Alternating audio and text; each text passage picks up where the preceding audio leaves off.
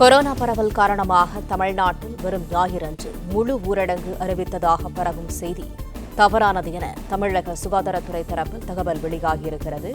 கூடுதல் தகவல்களை தருகிறார் எமது செய்தியாளர் முனாஃப். வணக்கம். முழு விவரங்கள் என? கொரோனா பரவல் காரணமாக தமிழகத்தில் வருகின்ற ஞாயிற்றுக்கிழமை முழு ஊரடங்கு அறிவிப்பதாகவும் செய்தி தவறானவை என தமிழக சுகாதாரத்துறை தற்போது தெரிவித்திருக்கிறது. ஞாயிற்றுக்கிழமை முழு ஊரடங்கு என மருத்துவ மற்றும் மக்கள் நல்வாழ்வுத்துறை அமைச்சர் மா. சுப்பிரமணியன் செய்தியாளர்களை சந்தித்தது போன்ற வீடியோ ஒன்று சமூக வலைதளங்களில் பரவி வருகிறது. இதனை தமிழக சுகாதாரத்துறை மறுப்பு தெரிவித்திருக்கிறது.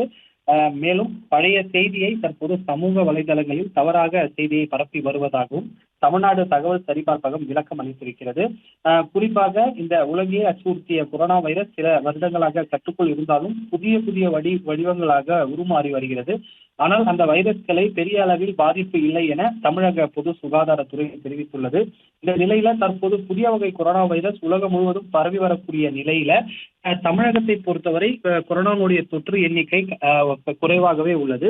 இந்த நிலையில இந்த கொரோனா தொற்றின் காரணமாக தமிழ்நாட்டில் வருகின்ற ஞாயிற்றுக்கிழமை முதல் ஊரடங்கு அறிவிப்பதாகவும் ஒரு செய்தி ஒன்று சமூக வலைதளங்களில் பரவி வருகிறது. ஞாயிற்றுக்கிழமை முழு ஊரடங்கு என அமைச்சர் மா. சுப்பிரமணியன். தகவல்களுக்கு நன்றி முனாஃப்.